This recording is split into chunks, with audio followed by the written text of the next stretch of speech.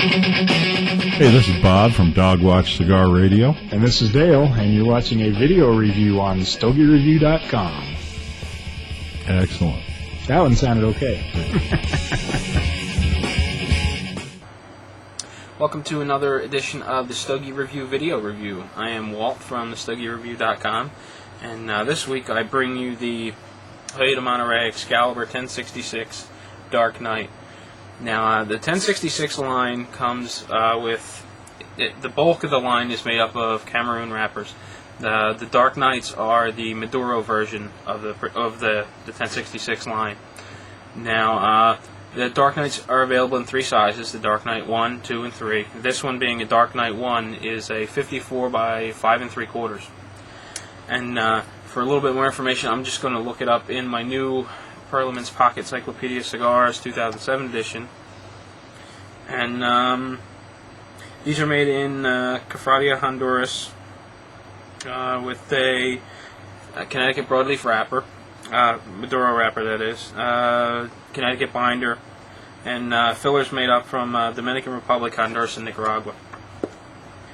Now, a while back I remember reading something about the whole Excalibur line of Hoyo de Monterey being made just for the European market, but I couldn't recall where I read that at, and I couldn't find it again to research it a little bit more. But from what I'm reading or what I remember, these were designed for the European market. And also, I read an article in Cigar Magazine a few weeks ago that kind of stood out, and I wanted to bring it to your attention. Just because it mentions the Excalibur line. And this is the 2007 spring edition of Cigar Magazine. If you happen to have the magazine, you can just check out this article on your own. The part I'm bringing up is on page 116 on the right column, second paragraph. And it goes on to say, when I created the Excalibur line, I chose to use the name English Claro to designate the light brown Connecticut wrapper, simply because Excalibur was the name of the mythical English sword of King Arthur, and so I wanted to use a wrapper term that fit the legend, not the cigar. Now, the article is all about wrapper color designations, and I particularly wanted to bring that little paragraph to your attention just because of when I created the Excalibur line, because this particular article was written by Lou Rothman, so it seems that Lou Rothman created the Excalibur line. Just thought that was interesting. I don't know how true it is, but just because something's in print in a magazine doesn't mean it's true. So just wanted to bring that to your attention, just in case anyone had the thrill of, or just had any intention of looking it up any further. Just because I really didn't have the time. But anyway, let's get back to this particular cigar. And as you can see, it's definitely Maduro, nice and dark. It's got a pretty oily wrapper, and actually I got a little bit of plume developing on this thing too. I bought this about 8 months ago, and I just got a little bit of plume developing. It's actually pretty nice. It's one of the few cigars that I have in my collection that are actually developing plume. I usually smoke them before they can develop plume, but we got a pretty big cigar here, nice and firm.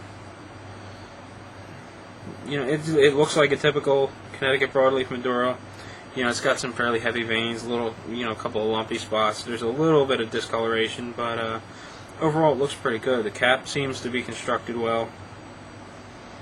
Nothing looks out of the ordinary. I'm going to go ahead and light it and see how we're going to do.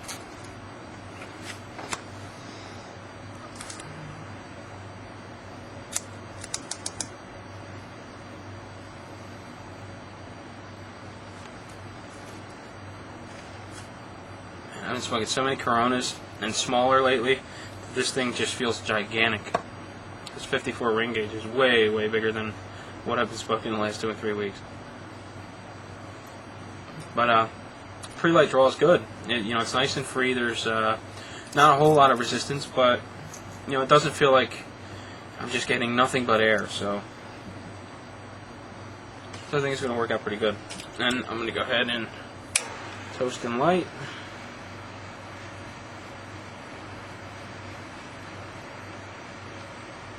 Again, this is a big cigar. It may not be big for you, but for me, it's quite a bit larger than what I've been smoking recently, so, it just takes a little while to get it toasted and lit.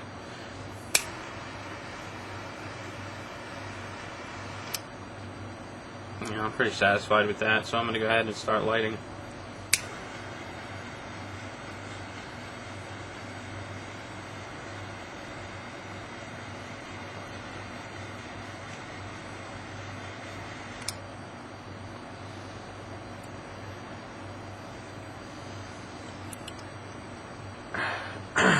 Really tough to see around the frame of my glasses and light the cigar.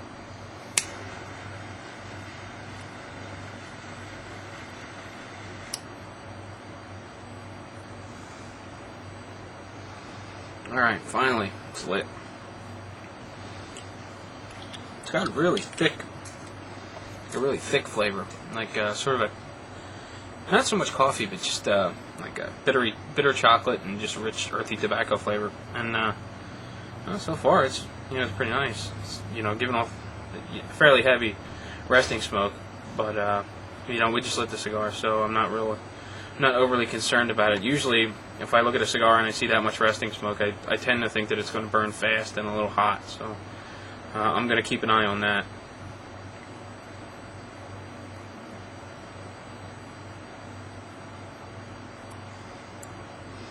Well, now that I'm lit, I'm going to take a break and come back a few minutes, and then we'll get started. So see you in a few.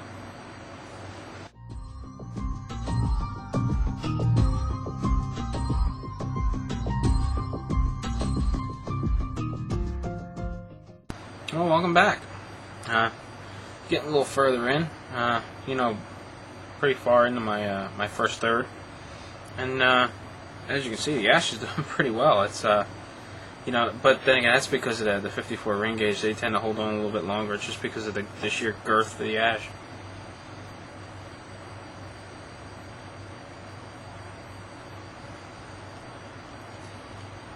And just kind of knocked it off, just because I didn't want to fall on my lap on camera. Just to get back a little bit on the cigar, these are available in 3 sizes. Preferably, Lou, if you're watching, and since you made this Excalibur line, I'd really appreciate it if you made a Corona size, because I think it'd be a fantastic cigar in a much smaller size. Just because a Toro is just kind of big as far as what I've been smoking lately. I'm really getting used to the Corona, the Cuban Corona sizes. So the small size here available in is the Dark Knight 3, which is a 50 by 4.5. So you can get down into that Robusto Rothschild size, and if the Toros are too much for you, they're available in boxes of 20, and they're also available in boxes of 10, which is how I got these. I ordered a box of 10, quite a while ago, and this, I think it's the 8th one I've had. I've got one more sitting in the humidor, and I also got some more from Cigars International. They run these Friday night fights where it's a sampler pack. You get 2 5-packs, and they're supposed to be comparable cigars. And I think it was like $35. You could buy it outright. I think I won the auction on Cigar Bid for like $22. It was 5 of the Dark Knight 2s and 5 of the 5 Vegas Series A archetypes, I think. So, these can be had for relatively cheap if you just want to go down and give a couple a try. Oh, and the boxes of 10, I think they run about $30. Maybe 35.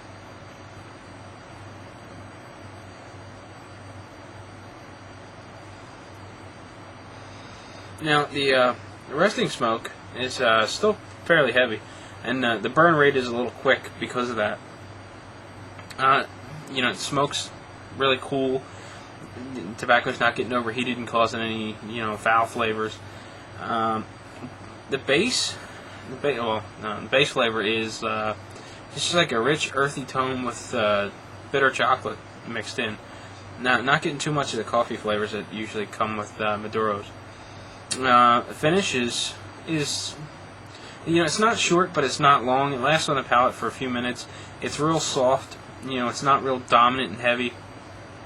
And the body's, I mean, even a full, it's not an over-the-top cigar. And I think it's pretty enjoyable so far.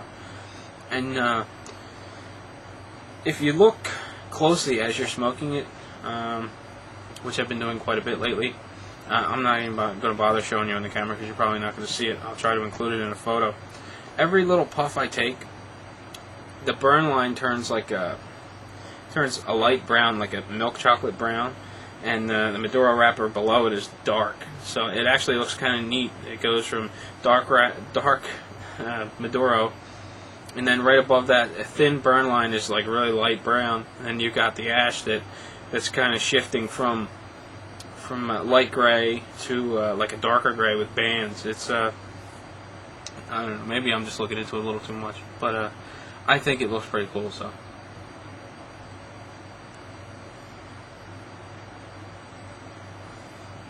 it's producing a lot of smoke.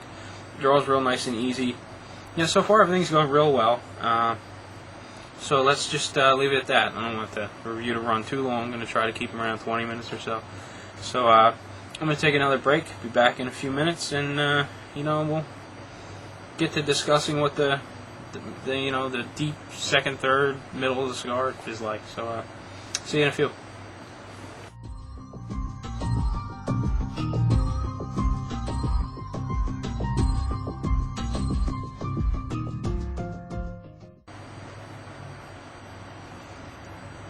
Welcome back. As you can see, I'm getting pretty far along here, just plugging along. And before I get to describing the flavors, I want to talk a little bit about a burn problem that I was having. Fortunately, I caught it before it developed into something more serious. But I'm sure that you're not going to be able to see this. But if you're smoking a cigar, just kind of look at the end of it. And as you're looking down the end, you've got this ash here. And on the outside, you've got what used to be the wrapper. It's pretty smooth and thin. Further inside, you've got a more coarse ash line, which is the binder. And further in there, you've got like a tight wound core of filler. And in most cases, it's right down the center of the cigar. Now, in my case, there was a spot where it was almost like it was a hump in the cigar, and it was actually quite a bit off center, way up towards the wrapper. And what was going on is I was smoking a little bit fast, and because I was really paying attention to the burn line and stuff. Remember I was telling you that light kind of milk chocolate sort of colored burn line I was getting around the cigar, around the foot. It was nice and thin on one side of the cigar, real nice thin line. But on the other side, I was beginning to get a little bit of blistering, and it went from real thin to wide. And what was happening was, this is speculation. I'm going to do some research to find out exactly what this is, if I can. Finding information on this stuff is kind of difficult. But what I think was happening is, because I was puffing on this, a little more frequently, that higher end core, which usually burns real hot and slow, was really heating up that one side of the cigar, and it was causing some blistering, and it made the wrapper turn into that light colored big band on one side. And I think that if I would have continued to smoke at the rate that I was, and I wasn't paying attention to that, I think I would have developed what's called a canoe, which is when you look at the cigar, you'll see that you've got a massive burn on one side, and the other sides are, still way out here because it's not burning anywhere near as fast as the opposite side. So, if you really find yourself with extra time, take a close look at the way the cigar is burning. You may be able to head off burn problems like I did there. I just simply slowed down, and as I got further along, that core seemed to shift back down into the center of the cigar, and everything was fine again. So, it just goes to show you, paying a little extra attention really does help. And that core is actually what, in my opinion, is what causes tunneling and what's the other, coning, I guess the other one's called. Where if you smoke too slow, you've got this core of like smoldering tobacco, which is slowly creeping further into the cigar, while you're not burning out the outside. You're not getting that core hot enough. to completely combust the outside of the cigar, so you end up with a tunnel, or you've got that burning inside the cigar. And the opposite is when you smoke too fast, and you get that core superheated, and you just burn off the wrapper and binder. So, anyway, that's just my opinion on it.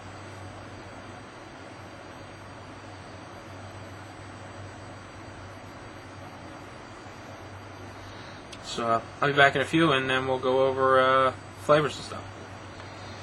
Well, I'm back. It wasn't going real long. Just wanted to pop the band off. I was getting really close to burning into it, and it seemed real stuck. I was afraid that I was going to be fighting with it and trying to talk at the same time, and I ended up ripping the wrapper. And fortunately, there was just a little spot, and it popped free after a little bit of wiggling, so I really didn't have to turn the camera off after all. So let's get back into the flavors.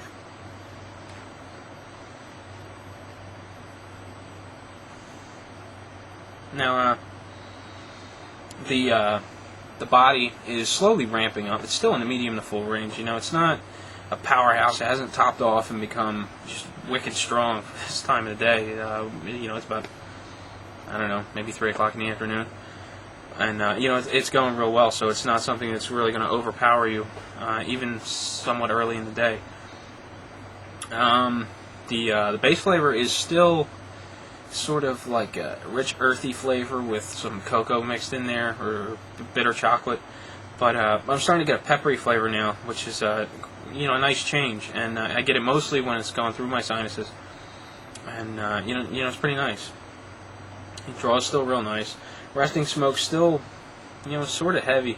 You know, cigar is burning a little fast, but you know, for the most part, it's staying cool just because of the size, just because of the sheer girth of the ring gauge. So. You know, there's no real complaints there. The burn line, you know, is pretty even. I had a little spot, you know, when that filler shifted a little bit. You know, the burn was off, probably more than that 3/8 of an inch that I talked about last week. So I guess it would be considered a bad burn at that point. But it's evened up nicely. So everything's going real well so far.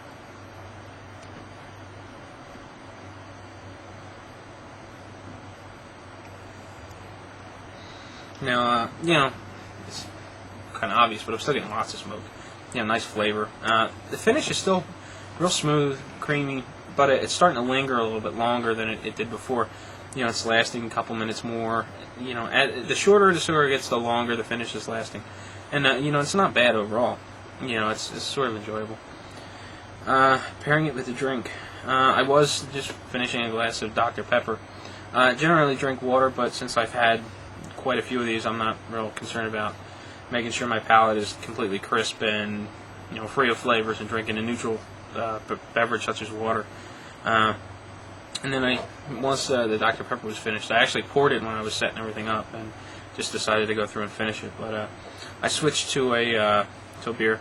This is a Victory Prima Pils from Victory Brewing Company in Downingtown, Pennsylvania. So it's another microbrew, and it's really light. You know, it's a really light, crisp, just Pilsner. You know, there's not a dominant, heavy kind of beer flavor to it. It's just really mild. And I'm really going to have to stop drinking beer when I do these reviews, because it's getting expensive. This stuff came in a variety pack, and I like picking those up, but you know, for like $35, and it turns out that one of the beers in there is just not good for me. I don't like it at all.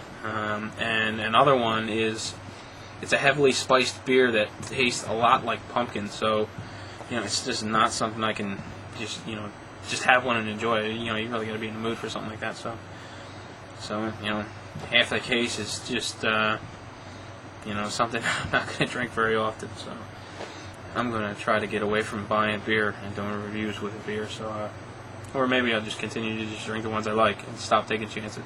But anyway, I'm going to stop babbling now. I don't want the video to run too long. So be back in a bit, and we'll go over, you know, that last bit of cigar, that little nub that I'll be holding, and we'll wrap things up.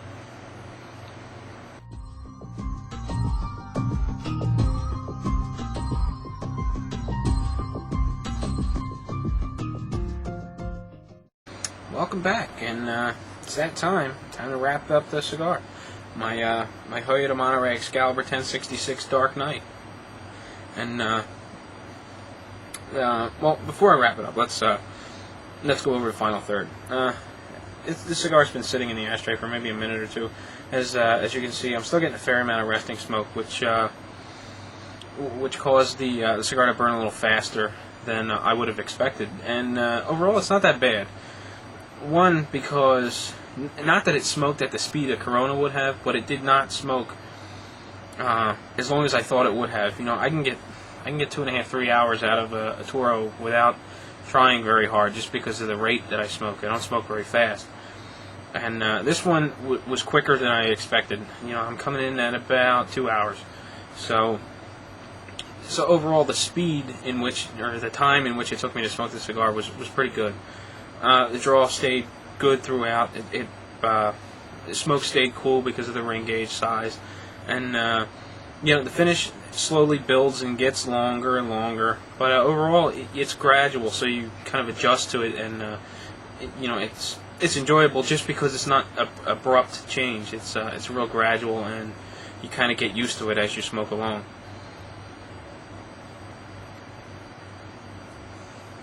The volume of smoke stayed good throughout the cigar. You know, I only had that one little bit of a burn problem, and you know, I caught it before it became a big issue. Flavors, it's still like a rich, earthy flavor with some bitter chocolate in there, and you still get the peppery flavor. And actually, the peppery flavor builds as you enter that last third of the cigar. It picks up as you get shorter and shorter. It gets a little stronger. And you know, it made it for a nice flavor blend. And it was real consistent. It didn't bounce around a lot. It was, you know, you get the same consistent base throughout. It slowly builds and gets stronger. I already went over the finish. Body, you know, it's in the full range now. Again, just like the flavor build, the body builded the same way. You know, it went from being medium to full, and now it's finally closing off. Right? The cigar is just wrapping up, and it's in the full range. And you know, it's a real nice, smooth progression. You know, overall, I think it's a real good cigar. Definitely worth picking up if you like Maduros. And you know, it's one of the cigars that I forgot about. You know, I had them sitting in the humidor for about 8 months. You know, and if I'd have remembered how well they smoked, I'd have probably been smoking quite a bit more. Just because, you know, I really like it. As I mentioned, you know, price point's pretty good. You can get a box of 10 for about $30. You know, that number may be off a little bit. Just check JR's website. I know they have them because that's where I bought these from.